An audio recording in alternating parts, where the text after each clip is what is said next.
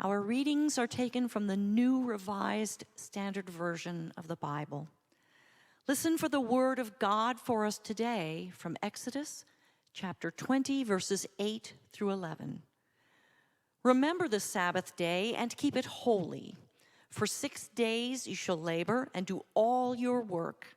But the seventh day is a Sabbath to your Lord your God. You shall not do any work, you, your son or daughter, your male or female slave, your livestock, or the alien resident in your towns. For in 6 days the Lord made heaven and earth, the sea and all that is in them, but rested the seventh day. Therefore the Lord blessed the Sabbath day and consecrated it. And now we hear from Matthew chapter 12, verses 1 through 13. Listen for the word of God for us. At that time, Jesus went through the cornfields on the Sabbath. His disciples were hungry, and they began to pluck heads of grain and to eat. When the Pharisees saw it, they said to him, "Look, your disciples are doing what is not lawful to do on the Sabbath." He said to them, "Have you not read what David did when he and his companions were hungry? He entered the house of God and ate the bread of the presence, which is not lawful for him or his companions to eat, but only for the priests. Or have you not read in the law that on the Sabbath the priests in the temple break the Sabbath and yet are guiltless? I tell you, something greater than the temple is here. But if you had known what this means, I desire mercy and not sacrifice, you would not have condemned the guiltless, for the Son of Man is Lord of the Sabbath." He left that place and entered their synagogue. A man was there with a withered hand, and they asked him, "Is it lawful to cure on the Sabbath?" so that they might accuse him. He said to them, "Suppose one of you has only one sheep, and it falls into a pit on the Sabbath. Will you not lay hold of it and lift it out? How much more valuable is a human being than a sheep? So it is lawful to do good on the Sabbath." Then he said to the man, "Stretch out your hand." He stretched it out, and it was restored, as sound as the other. So I did not grow up with a concept of Sabbath or a day of rest. Like so many kids, I learned that there was a commandment about the Sabbath when I was in Sunday school, but I can't say it really was anything more than a piece of intellectual knowledge, the kind of intellectual knowledge a first grader or second grader might have. It certainly wasn't a part of my life at home. My dad often traveled for business, so he was often working on weekends. And when he was home, we would often be doing home improvement projects around the house and around the yard. I remember one summer we had a yard that was truly just dead weeds. They weren't even alive. They were dead weeds. And that summer, we transformed that backyard into a backyard oasis. We planted grass. We built a deck. We built a rock wall and a rock waterfall. We put a pool in, and it was amazing. Can I say I still miss that backyard? But it wouldn't have happened had we taken one day off on the weekend to rest and not work. It just wasn't a part of my family tradition. We did go to church on Sundays. That was a regular part of what we did. But there was just never any talk about Sunday as a day of rest or a day of Sabbath.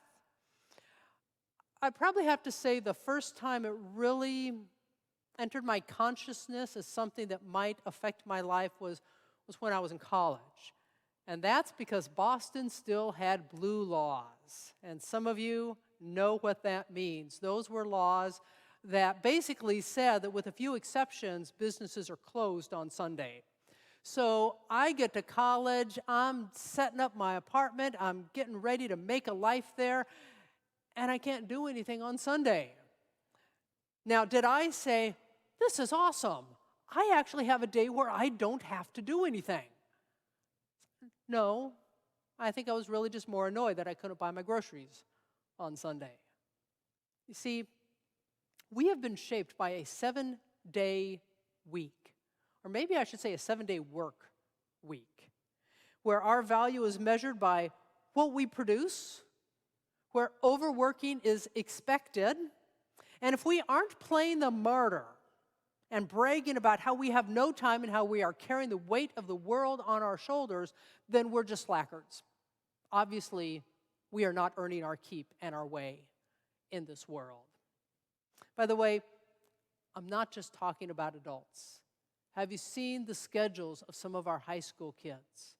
I'm not exaggerating when I say some of those kids are busier than I am. They have 12 and 14-hour days from when they get to school in the morning till they finally get home at night. We are indoctrinating them well. We are instilling in them incredibly well the message that if we aren't producing, if we aren't busy, if we aren't working, then we are a drain on society. We have not earned our value. This is so different than the tradition Jesus grew up in. Of course, I think a lot of us know the Jewish tradition. Those who actively practice it take this a whole lot more seriously than we typically have in our Christian tradition. In Jesus' day, the Sabbath was taken very seriously. That's why he kept having so many conflicts with the Pharisees and the Sadducees about healing on the Sabbath and his disciples picking grain on the Sabbath, because it was a big deal there. But in his day, Sabbath was not just a day of rest.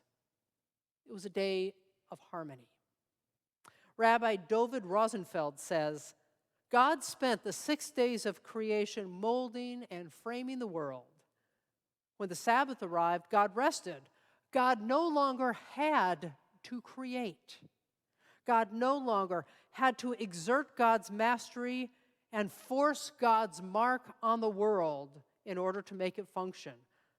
God only had to leave the world in its natural state of perfection, allowing all parts to function together in peace and harmony. I can't say I've ever thought about Sabbath in those terms.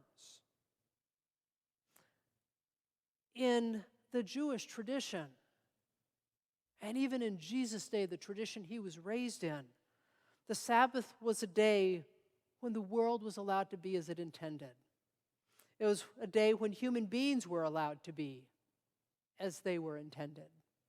A day to remind us that we are created to be in harmony with nature, with God, and with each other. It was not a day to kill ourselves, proving that we are of value to some person, entity, being outside of us, or to ourselves. It was not a day to embrace the values of the culture in which we live. It was a day to remind ourselves of the values of God and the perfection of God's creation. So when we see Jesus let his hungry disciples pick grain on the Sabbath, and when we hear the stories of him healing on the Sabbath, technically you could argue he was working. That's, of course, what the Pharisees were arguing in these stories. But he was honoring the spirit of the Sabbath in the way the Pharisees had missed. What better time to restore someone to wholeness, to meet the hunger of people than the Sabbath? What better day to say, this is not how God intends us to be. This is how God intends us to be. And then doing something about it. The Pharisees were like so many of us. They got caught up on the specifics of Sabbath law, what you could do, what you couldn't, how far you could walk, what you could lift up, what you could cook, all that good stuff. And they lost sight of what it was really about. In this crazy, work-addicted world that we live in, do you know who got it right? Watch this blast from the past. So much life to be lived, so much to be tried, and when you share it you get a special feeling inside. Deserve a break today, so get up and get away to McDonald's. Yeah, McDonald's. McDonald's got it right. That, by the way, was named the Jingle of the Century. It was so transforming for McDonald's brand. But do you know how it came about? It, of course, came about as an effort to advance McDonald's and make it a national brand. They just opened up their 1,000th store when they contracted with the advertising company for this. But what the advertising company noticed was that homemakers, women, were saying, I need a break. Those were the words they were using. I need a break. Remember, this was the era of June Cleaver. Women stayed home while the men worked. Women kept the house, they took care of the kids, they put food on the table, and then when their man came home, they took care of their man. The husband got a break, but the wife didn't. And she was saying, I need a break. So, what better response to that than get away to McDonald's, an oasis in the midst of life, and reconnect with who you are and reconnect with the people in your life. That's what the commercials were about. Who knew McDonald's had something to teach us about Sabbath today? Stop working, take a break, be present with those around you. You don't have to do anything else. You don't even have to cook and clean. Pastor Eric Olson says, the Sabbath law is not meant to be swept aside or supplanted, but rather reminds us of our covenants with God and with each other. He goes on to say, Jesus wants to remind us in these verses that there's nothing old or new that may be so important as to harm our relationship with God and with others. Sabbath is about getting off that hamster wheel of work and attending to our relationships. Our relationship with God, our relationship to the loved ones in our lives, our relationship to this world in which we live. When we understand what it's really all about, we can see that Jesus actually took the Sabbath very, very seriously. Because for him, it wasn't about taking a day to stop working. It was part of the rhythm of his life that connected him to the holiness of God and connected him to others, connected him to wholeness in relationships. Now, we don't really use the language of Sabbath much today, but we do talk about having a day off and the importance of that, because we at least recognize that this nonstop work that we have become addicted to is not healthy. It's not healthy for us. It's not healthy for the world. We at least have recognized that the expectations others put on us or that we put on ourselves is not healthy. The reality is most of us would find it very difficult to keep a Sabbath as the law talked about. I don't know about you, but my days off are often filled up with work. Not church work, but work around the house, chores, projects, other things that need to be done. I'm still working, I'm just working on different things. So really isn't a Sabbath or a break, is it? And I have yet to see a church take Sabbath seriously. I will know when I have found one because they will have told their pastor not to come in and work on Sunday. I've yet to see a church really take Sabbath seriously as talked about in the rules and regulations in our faith heritage. I still, though, think it's worth reclaiming the value of Sabbath keeping. If you can't do it for a whole day, that's wonderful. I'll be incredibly jealous of you, but I will be so happy for you if you could actually take a whole day, not work, and revel in God's love for you. Rejuvenate your spirit. Reconnect with those around you. Most of us are not going to be very successful at that, and I don't want us beating ourselves up about it if we fail at that. But how about finding ways to integrate Sabbath into the rhythm of your life? If Sabbath is about reconnecting with God, reconnecting with the important relationships in our lives, and reconnecting with who we were created to be, the beloved of God, to enjoy the fruits of God's labor, then what might that look like? What might it look like to make that part of the rhythm of our lives? And how might we teach it to our children? Because right now they're being taught that other value of our culture, which is that you have to keep working, you have to keep producing. Your value is based on what you can produce for me. And if you can't do it, you're the scum of the earth. I mean, honestly, that sounds very, very harsh, but that's kind of what our world does. And our kids are being taught that very, very effectively. So how do we teach them the value of Sabbath keeping?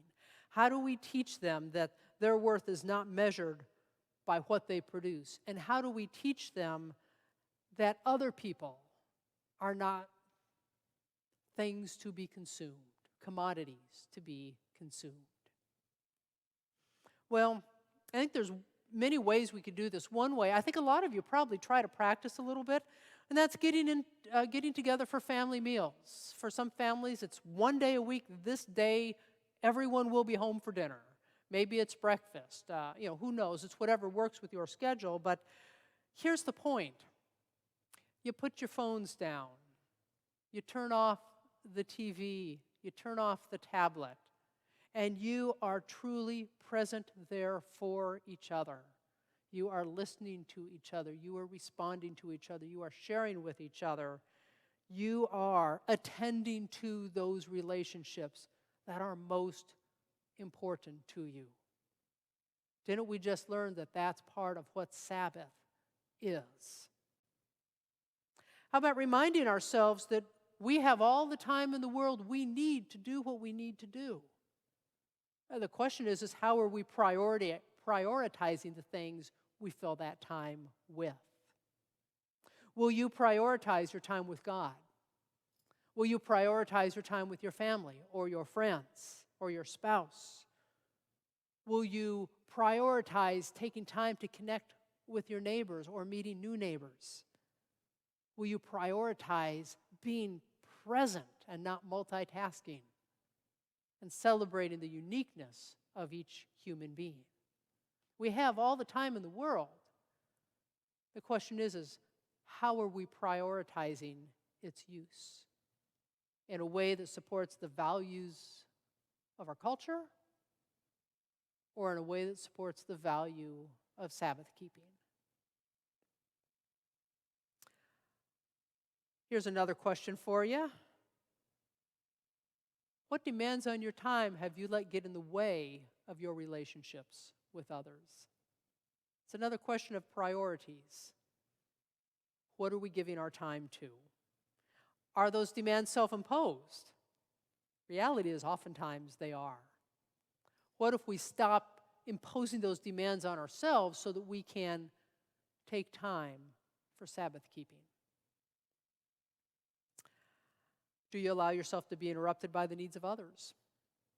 These are the kinds of questions that we have to ask ourselves if we're going to take seriously Sabbath keeping and nurturing our relationship with God and others, if we are going to take seriously God's desire for us to be whole human beings and not broken and exhausted human beings.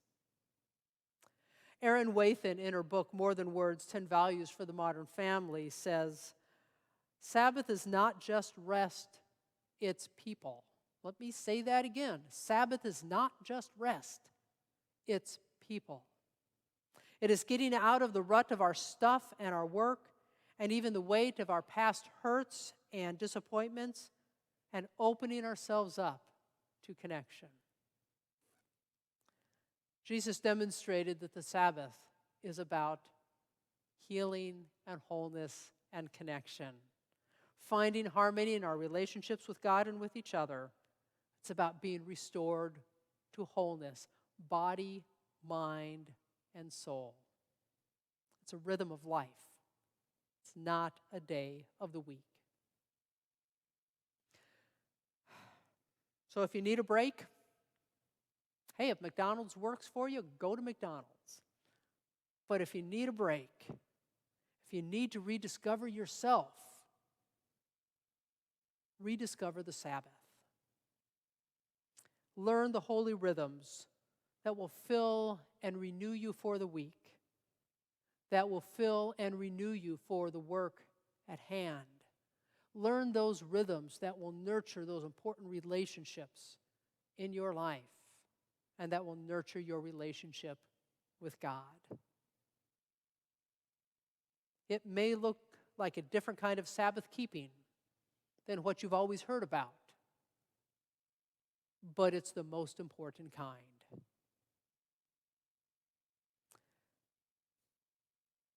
Let's go to God in prayer.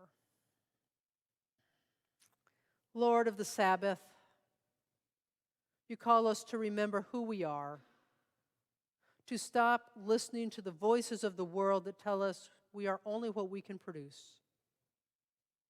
You call us to listen to you, who tell us we are the beloved child of God, created to live with joy in this world you made for us.